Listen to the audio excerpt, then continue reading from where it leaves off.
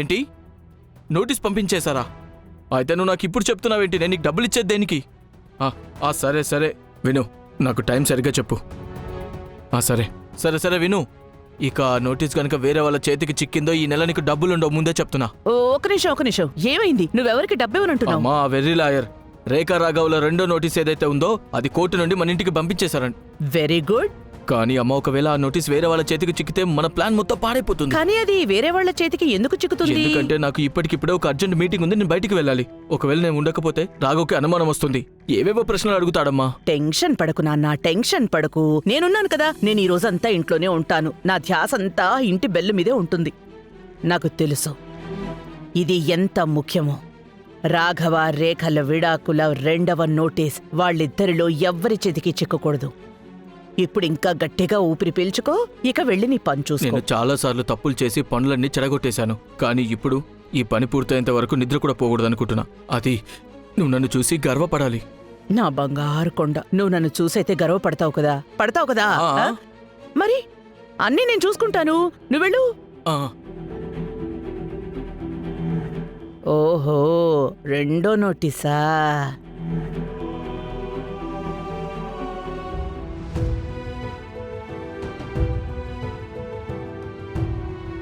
నేనెందుకు మీ మనసుని గాయపరుస్తాను? నిజానికి నేను మిమ్మల్ని...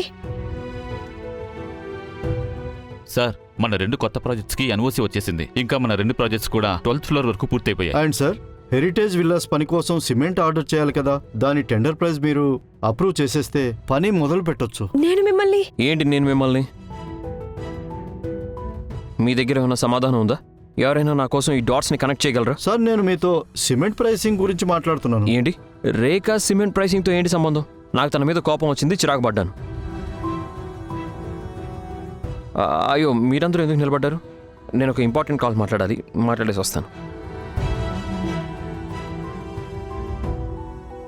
మనం సమాజానికి రిలేటెడ్ ఏదైనా స్టోరీ చేసినప్పుడల్లా అప్పుడు మన రేటింగ్స్ ఎప్పుడు కూడా అప్పర్ ట్రెండ్ అవుతాయి. ఈయన టైమింగ్ ఎప్పుడు రాంగ్ గానే ఉంటుంది. నేనేం చెప్తున్నాను, అందుకే నేనేమనుకుంటున్నానంటే ఈసారి... సారీ గాయస్, ఈ లోన్ వాళ్ళొకళ్ళు అస్సలు విడిచిపెట్టరుగా. నేను ఫోన్ ఆఫ్ చేస్తానులే.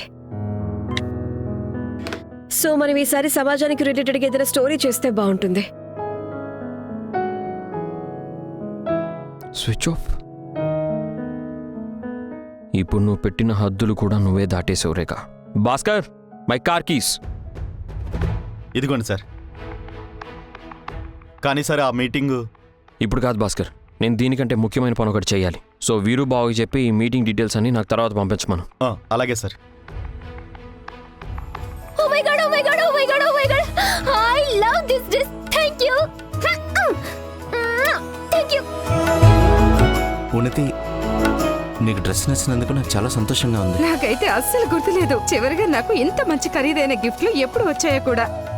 మమ్మీ, నాకు తెలుసు గత జన్మలో. ఏదేదో మాట్లాడు పిన్ని. నీకు చాలా ఆపండి అందరూ. నేను ఇంతలా ఎవరి కోసం కష్టపడుతున్నాను? నా ఫ్యామిలీ కోసమే కదా. మరి మీరందరూ హ్యాపీగా ఉంటే నాకు కూడా హ్యాపీగా ఉంటుంది. ఏ బల్లి, నువ్వు నీ ప్రాణాయామం వేరే గదిలోకి వెళ్ళి చేసుకో. ఇక్కడ మా ఫ్యామిలీకి ఉమ్మడి కుటుంబం నడుస్తుంది. నేను ఎలాగో వెళ్ళిపోతున్నానులేండి, నాది అయిపోయింది. నా దగ్గర ఇలా ఏం ఫ్యామిలీ లేదు కదా నాతో కలిసిలా ఉమ్మడి కుటుంబం అని పట్టుకోవటానికి. ఒక్క నిమిషం, నువ్వు ఈ డ్రామాలు చేస్తున్నావు చూడు, ఐ మీన్ ప్రాణాయామం చేస్తున్నావు కదా, నీకు దాని అవసరమే ఉందని? నువ్వేం ప్రెగ్నెంట్ కాదు కదా? నాకు డాక్టర్ చెప్పారు ఇది నా శరీరంతో పాటు నా మెదడుకి కూడా చాలా మంచిదని. మరి ఇంకేం చేయాలి?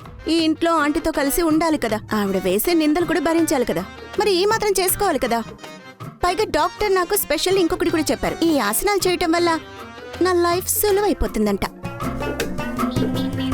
ఆహా, భలే వంక వెతికావులే. అయినా నువ్వు చెప్పింది కరెక్టే. నిన్ను ఈ ఇంట్లో ఎవరో ఒకరు ఏదో ఒకటి అంటూనే ఉంటారు. సో ఈరోజు నేను ఇబ్బంది పెట్టే బదులు ఏదో ఒకటి ఇస్తాను.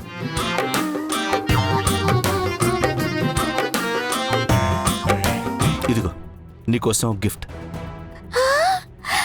ఇది నిజంగా నాకోసమేనా?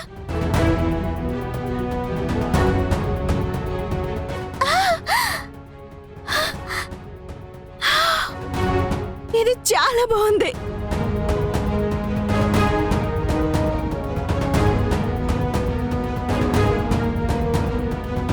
మరి నువ్వు ఉన్నతే గెస్ట్వే కదా, అంటే మాకు చీఫ్ గెస్ట్వే కదా. అందుకే నేను అందరి కోసం గిఫ్ట్స్ తీసుకున్నాను కదా, అందుకే నీ కోసం కూడా తీసుకోవాలనుకున్నాను. Thank you.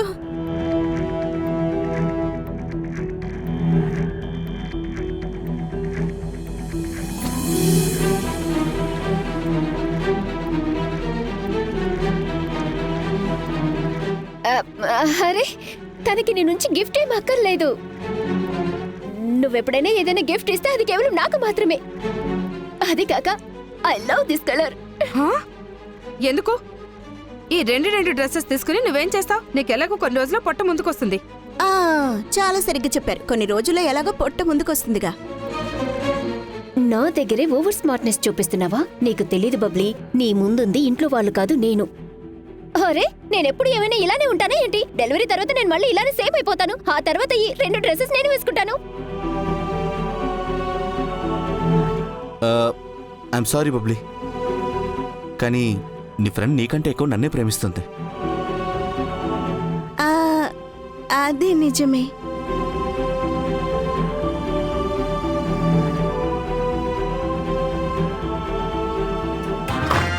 అరే నువ్వు మళ్ళీ వచ్చేసావా? మేడం ఇది దివ్య సూర్యవంశీ గారి ఆర్డర్. మిస్ మెడోనో, ఈ దివ్య సూర్యవంశీ మళ్ళీ ఆర్డర్ చేస్తే కుదరదు అని చెప్పే.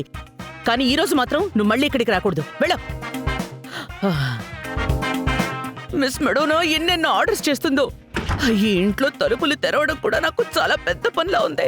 పొద్దున్నుంచి ఇది ఎన్నోసార్లు తలుపు తెరవడం నాకు అర్థం అవుతుంది. పొద్దున్నుంచి సాయంత్రం వరకు తలుపు తెరుస్తూనే ఉండేవాళ్ళ పరిస్థితి ఇంకెంత దారుణంగా ఉంటుందో. అమ్మో.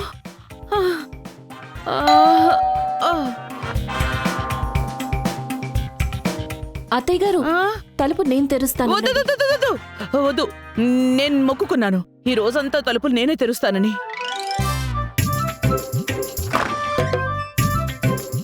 ఇది ఇదిగో, వెళ్ళు వెళ్ళు వెళ్ళు వెళ్ళు. ఇలా ఎవరు మొక్కుకుంటారు అత్తయ్య గారు?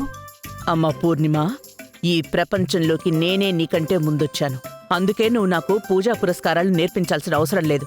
ఇక ఇవన్నీ మిస్ మెడోనా సామాన్లే. ముందు ఇవన్నీ ఇక్కడి నుంచి తీసేయి, తీసుకెళ్ళు. ఎప్పుడొస్తుంది రాఘవ రేఖల పేరిట కోర్టు నోటీస్? నేను తలుపు తెరిచి తెరిచి అలసిపోయానే. అరే శైలజ, నువ్వు ఇక్కడెందుకు కూర్చున్నావు? రావా ఏంటి? ఎక్కడికెళ్ళాలి? Shailaja, Durgaprasad golden jubilee anniversary కదా, మర్చిపోయావా? కానీ నేను ఎలా రాగలను? అదేంటంటే నాకు కొంచెం ఒంట్లో బాగోలేదండి. ఇదిగో చూడండి, గ్లూకోజ్ తాగుతున్నాను. చూస్తుంటే బాగా అలసిపోయినట్టే ఉన్నావు. నేను పనిచేస్తాను, దుర్గాప్రసాద్కి ఫోన్ చేసి ఐఎమ్ సారీ అని చెప్తాను. నువ్వు నాతో పాటు డాక్టర్ దగ్గరికి రావాలి.